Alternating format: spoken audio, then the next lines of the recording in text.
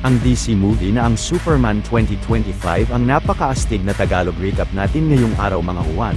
Ito ay isang sci-fi action adventure film na siguradong ikatutuwa niyong lahat panoorin.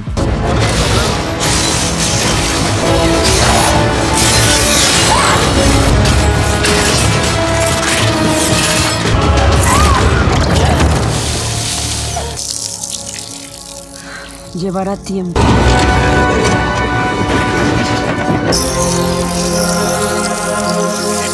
Queda chato, queda chato, queda chato.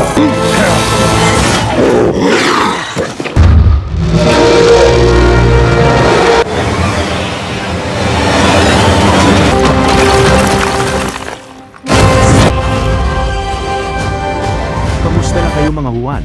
Huwag na natin patagalin pa at simulan na natin ang ating malupit na Tagalog film recap.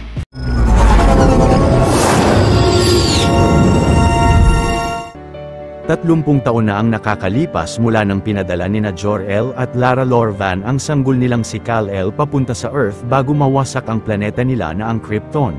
Ang mga magsasaka sa Kansas na sina Jonathan at Martha Kent ang nag-ampun sa sanggol at pinangalanan siyang Clark Kent. 3 years ago nang nasa wastong edad na siya ay inanunsyo niya ang sarili bilang si Superman na ang pinakamalakas na metahuman sa mundo. 3 linggo na ang nakakaraan mula nang mapigilan ni Superman ang bansang Boravia na sakupin ng Jarhanpur na naging usap-usapan sa buong mundo. Nakaraang 3 oras naman ang metahuman na ang Hammer of Boravia ay inatake si Superman sa Metropolis subalit kalaunan sa unang pagkakataon ay natalo siya rito. Matapos bumagsak ni Superman sa yelo ng Antarctica, ay sumipol siya ng napakalakas upang matawag ang asong si Krypto at upang mahila siya nito papasok sa Fortress of Solitude. Samantala si Lex Luthor na ang CEO ng Luthor Corp ay kasama ang mga staff niya ay patuloy na kinontrol ang Hammer of Boravia upang umatake sa Metropolis. Nagmadali namang nilapitan si Clark ng mga Superman robot ng Fortress at habang nakahiga siya sa machine ay pinanood ni Thor sa kanya ang iniwang mensahe ng mga magulang niya upang ma-relax siya. Ngunit ayon kay Thor ay nawasak ang kalahati ng mensahe ng bumagsak noon ang spacecraft ni Clark sa Earth. Pero dahil nasa lingwahe ng Kryptonian ang kalahating mensahe ay pinaliwanag ni Thor na pinadala si Kal-El ng mga magulang niya sa Earth upang gumawa ng mabubuting bagay at maging simbolo ng pag-asa. Pagkatapos ay gamit ang equipment ng Fortress ay tinapat ng mga robot si Clark sa malakas na sikat ng araw upang manumbalik ang lakas niya. Iniwan naman ni Superman si Krypto sa Fortress at agad na lumipad siya pabalik ng Metropolis. Subalit pagdating ng bida sa syudad ay madali siyang nabugbog ng kalabang metahuman dahil sa magaling na pagkontrol rito ni Luthor, hanggang sa malakas na napatalsik ng Hammer of Boravia si Superman habang si Angela Espica o ang engineer ay inatasan ni Luthor na hanapin ang lokasyon ng Fortress of Solitude sa Antarctica. Nang tinulungan si Superman na bumangon ng lalaking si Moloch ay sinabihan ni Luthor ang Hammer of Boravia na umalis na ng lugar. Pagkatapos ay pumunta si Hammer sa military camp nina Luthor at pumasok siya sa isang portal upang palihim na makabalik sa Luthor Corp Tower. Makikitang ang Hammer of Boravia pala ay ang metahuman na si Ultraman habang ang girlfriend ni Lex na si Eve at ang mga tauhan niya ay nagdiriwang sa katagumpayan nila. Kinabukasan ay humarap si Lex sa mga opisyal ng Department of Defense pati na kay General Rick Flag Sr. upang ipresenta ang nabuo niyang grupo na ang Planet Watch. Ito ay binubuo ng Raptor Army ni Luthor, nang nalikha niyang mga metahuman na sina Engineer at Ultraman. Pagkatapos ay ni-request ni Luthor sa kanila na i-hire ang Planet Watch na tapusin si Superman matapos ang bayolenteng aksyon nito laban sa bayani ng Boravia na kaalyansa ng bansa nila. Pero nasabi ng mga opisyal na hindi matibay ang dahilan ni Luthor upang ipadakip si Superman at tumanggi ang mga ito sa kanya. Samantala si Clark ay pumasok na sa trabaho niya sa Daily Planet habang ang huling interview niya kay Superman ay nasa front page ng dyaryo nila. Ang katrabaho ni Clark na si Jimmy Olsen ay labis na humahanga sa article niya habang si Lois Lane ay tila hindi natutuwa sa interview niya. Kinagabihan ay inatasan ni Luthor ang 2 tauhan niya na palihim na magpakawala ng maliit na halimaw sa Metropolis. Habang si Luthor kasama ang iba pa ay pinuntahan ang lokasyon ng Fortress of Solitude at nagulat ang engineer na nagawang buksan ng lalaki ang istruktura. Pagkatapos ay mabilis na winasak ni Ultraman at ni Engineer ang lahat ng mga robot ng Fortress. Si Krypto naman ay agad na inatake ni Engineer ng mga nanite sa ulo bago niya simulan na i-hack ang control panel ng Fortress hanggang sa nagawa niyang ma-recover ang nawasak na mensahe ng mga magulang ni Superman. Maya-maya ay pumunta si Clark sa bahay ni Lois upang magluto ng makakain nila at lumalabas na ilang buwan na pala silang nagde-date. Kalaunan ay nasabi ni Lois na kung si Clark rin mismo ang madalas na nag-i-interview sa sarili bilang si Superman ay hindi magtatagal ay malalaman ng publiko na isa lang sila. Naisipan naman ni Clark na magpa-interview kay Lois at excited na sinimulan agad ito ng babae. Ngunit nalaman ni Lois na iligal na pumunta pala si Superman sa Boravia at pinagbantaan ng presidente ng bansa na si Vasil Verkos na itutulak sa isang cactus ng kalapit na disyerto upang mapilit itong itigil ang pagsakop nila sa Jarhanpur. Nasabi ni Lois na mali ang ginawa ni Superman pero inis na nasagot ni Clark na napilitan siyang gawin yon dahil papatay ang presidente ng mga inosenteng tao. Galit na tinapos ni Clark ang interview ngunit pabulong na nasabi ni Lois na hindi mag-workout ang relasyon nila bago siya umalis ng apartment. Kinaumagahan ay biglang naging higante ang halimaw ni Luthor bilang isang kaiju at si Superman ay agad na pinigilan ng nilalang sa pag-atake nito sa mga gusali ng Metropolis. Hindi nagtagal ay dumating sa lugar ang Justice Gang na binubuo ni Guy Gardner o ni Green Lantern, ni Kendra Saunders o ni Hawkgirl, at ni Michael Holt o ni Mr. Terrific.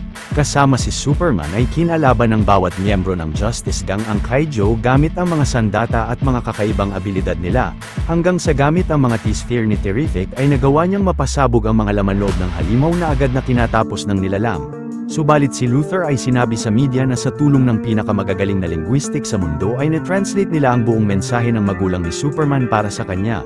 Ang dahilan pala ni Jor-El kung bakit nila pinadala si Kal-El sa Earth ay upang makalat niya ang lahi ng Krypton at walang awang maghari sa planeta. Samantala ang mga opisyal ng Department of Defense ay agad na sumang-ayon kay Lex na ipadakip si Superman. Labis na kinagulat naman ni Clark ang nalaman sa mensahe at malungkot na pumasok siya sa isang abandonadong gusali. Pumasok roon ang Justice Gang at tinakpan ni Guy ang mga salamin gamit ang kapangyarihan niya.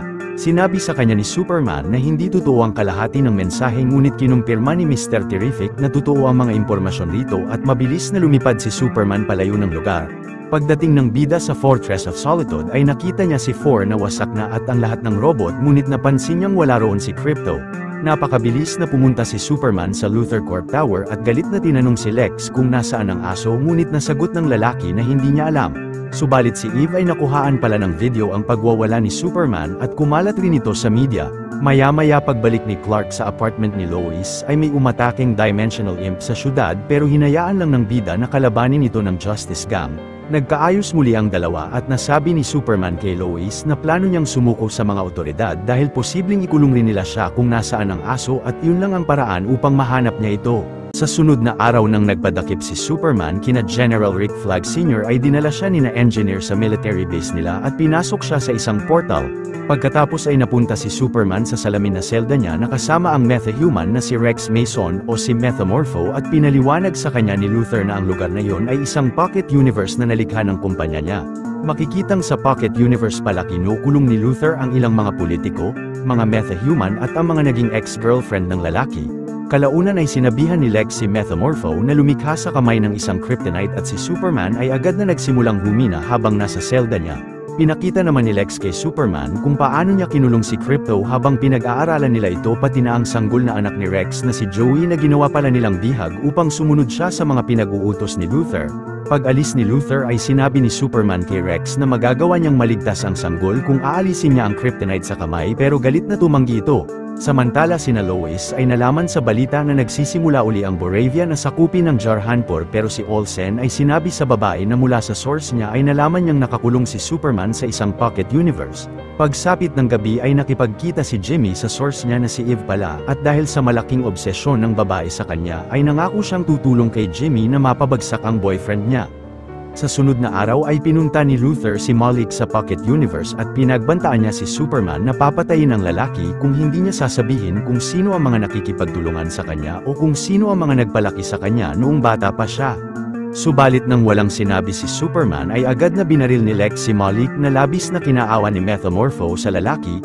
Sa kasalukuyan na yun sa Justice Hall ay pinakiusapan ni Lois sina Green Lantern na tulungan si Superman na matakas sa Pocket Universe ni Luthor. Subalit tumanggi sina Guy dahil magdadahilan ito ng malaking problema nila sa gobyerno. Pero si Terrific na nalaman ang eksaktong lokasyon ni Superman gamit ang nalagay niyang nanobot sa dugo nito ay sumang-ayon kay Lois at sumakay sila sa high-tech na aircraft niya na ang T-Craft. Sa sunod na eksena ay upang matulungan ni Superman si Metamorpho na maligtas ang anak niya ay napagdesisyonan niyang tanggalin ang kryptonite sa kamay at lumikha siya ng maliit na bituin upang manumbalik ang lakas ng bida. Samantala pagdating ng dalawa sa military camp ni Lex ay agad na hinarang sila ng mga Raptor Army ng Luthor Corp. Pero habang pinuprotektahan ni Terrific si Lois ng protective barrier niya, ay napakagaling na kinalaban ng lalaki ang mga sundalo gamit ang mga T-sphere niya at kalaunan ay nagtagumpay siyang mapabagsak ang lahat ng mga ito.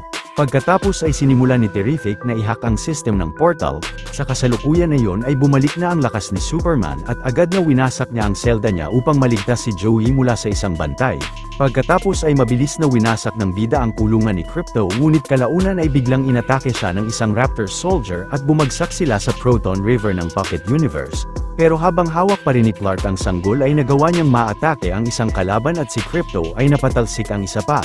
Hindi nagtagal ay nagawang makapasok ni na Mr. Terrific sa portal at nag-release ang lalaki ng dalawang T-sphere niya sa Pocket Universe. Sa kasalukuyan na yun si Rex ay inatake ng asido ang ilang mga Raptor soldier subalit si Superman ay napansing hinihigop ng black hole ang Proton River. Kalaunan ay tinulungan ni Metamorpho si Superman at agad na umihip ang bida ng napakalakas upang makalayo sila sa black hole. Ilang saglit ay gamit ang T-sphere ni Terrific ay nakita niya sina Superman at nagmadaling tinuro niya sa kanila ang portal upang makalabas sila roon bago ito magsarado. Pagkatapos ay nagpaiwan si Terrific sa camp upang isarado ng tuluyan ang portal habang si Rex dala si Joey ay nagpaalam na kina Superman at gamit ang T-Craft ay dinala ni Lois si Clark sa bahay nina Jonathan at Martha Kent upang doon ito magpagaling. Maya-maya nang nalaman ni Lex ang pagtakas ni na Superman ay nabaling niya ang matinding galit kay Eve at napagdesisyonan ng lalaki na buksan ang dimensional rift ng portal upang mapalabas niya si Superman. Pero habang nagtatago sa closet ay sinabi ni Eve kay Jimmy na napagdesisyonan na niyang ipadala ang lahat ng mga impormasyon na natago niya upang mapabagsak si Luthor.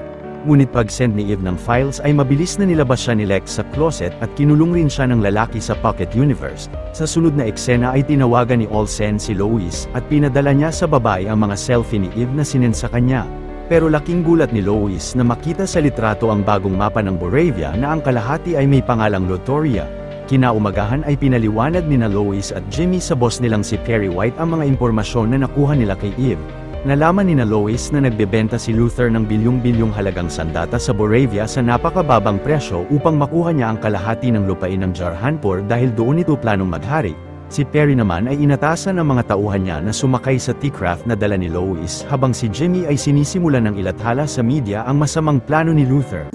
Samantala ang mga mamamayan ng Metropolis ay agad na sinimulang palikasin sa syudad dahil sa papalapit na dimensional rift. Habang si Superman ay napanood sa balita na napalibutan na ng mga sundalo ng Boravia ang mga mamamayan ng Jarhanpur at ang mga ito ay sinigaw ang pangalan ni Superman upang humingi ng tulong sa kanya.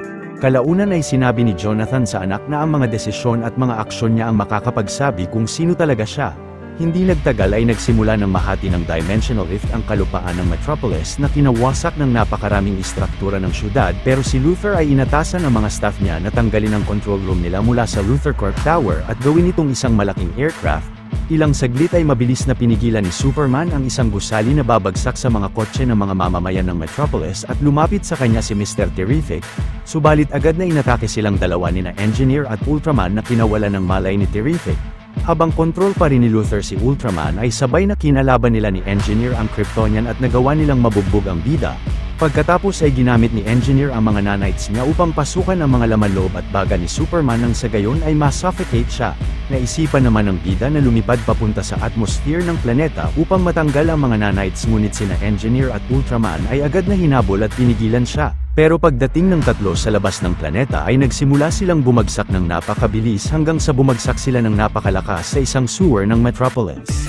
Samantala si Luthor ay pinag-utos kay President Durkos na atasan ang mga sundalo nila na lumagpas sa border ng Jarhanpur at atakihin ang mga mamamayan ng lugar. Pero sina Hawkgirl at Green Lantern na kasama si Metamorpho ay kinalaban ang mga sundalo ng Boravia at walang kahirap-hirap na napabagsak ng tatlo ang karamihan sa mga sundalo at mga tangke ng mga ito. Sa kasalukuyan na iyon ay nagawang matanggal ni Superman ang mga nanite sa baga niya habang si Engineer ay nawalan ng malay mula sa pagbagsak nila. Subalit pagbangon ni Ultraman ay laking gulat ni Clark na makitang ito pala ay isang clone niya. Mula sa mga drone ni Lex ay pinaliwanag ng lalaki na nalikha niya ang clone gamit ang nakuha niyang DNA ni Superman at yun rin ang dahilan kung bakit sila nakapasok sa fortress. Ngunit dahil mas makitid ang utak ng clone na nalikha niya kumpara kay Superman ay napakadali niya itong nakokontrol sa maraming bagay lalo na sa pakikipaglaban nito sa Kryptonian. Ilang saglit ay sinugod ni Hawkgirl ang gusali ni President Verkos at agad na hinulog niya siya sa labas ng building. Sa kasalukuyan na yun ay patuloy na naglaban sina Superman at Ultraman sa Metropolis hanggang sa napunta sila sa Dimensional Rift at dito siya inatake ng heat vision ng kalaban sa mga mata niya. Pero kalaunan ay sumipol si Superman ng malakas upang papuntahin roon si Krypto at wasakin ng mga drone ni Luthor nang sa gayon ay hindi na marinig ni Ultraman ang mga utos niya rito. Pagkatapos ay magaling na kinalaban ng Kryptonian ang clone niya at walang kahirap-hirap na nabubugbog niya siya ng ilang beses, hanggang sa nagawang mapabagsak ng bida si Ultraman at pagsugod ng mga Raptor soldier sa lugar ay sabay na kinalaban nila ni Krypto ang mga ito. Ngunit nang nagkamalay si Ultraman ay mabilis na inatake niya si Superman pero ang bida ay buong lakas na hinulog ang kalaban sa black hole ng Dimensional Rift. Ilang saglit ay binalita sa media ang mga katiwalian ni Luthor at ng kumpanya niya habang kasabwat ang bansang Boravia. Pagkatapos ay kasama si Mr. Terrific at si Krypto ay nagmadaling pumunta sina Superman sa control room ni Luthor pero ang aso ay mabilis na kinagat si Lex sa kamay at nabalibag siya nito. Sa kasalukuyan na yun ay dahil sa pagligtas ng Justice Gang sa Jarhanpur ay labis na natuwa ang mga mamamayan sa kanila. Samantala si Terrific ay agad na hinak ang system ng Luthor Corp upang masarado niya ang dambuhalang Dimensional Rift ng Metropolis. Maya-maya si Lex at ang mga tauhan niya ay dinakip na ng mga otoridad habang ang mga bilanggo ng Pocket Universe ay pinalaya na. Kalaunan ay inaya ni Superman si Lois na interviewin siya pero pagpasok nila sa isang gusali ay nagkahalikan silang dalawa habang nililipad ng bida ang kasintahan. Sa sunod na eksena pagbalik ni Clark sa Fortress ay naayos na ng mga robot ang mga katawan nila at pumunta roon ang pinsan niyang si Kara Zor-El o si Supergirl upang kunin ang aso niya bago siya magpaalam sa kanila. Dito na nagwawakas ang istorya ng pelikula. Kung natuwa at nagustuhan nyo ang ating tinampok na pelikula ngayong araw ay maaari nyo rin panuorin ang iba pang mga Tagalog recaps natin sa main page ng ating channel, at syempre huwag nyong kalimutan na mag-like, subscribe at mag-hit ng notification bell dahil marami pa tayong tatampok na exciting na mga pelikula sa mga susunod na linggo. See you on the next one mga huwan.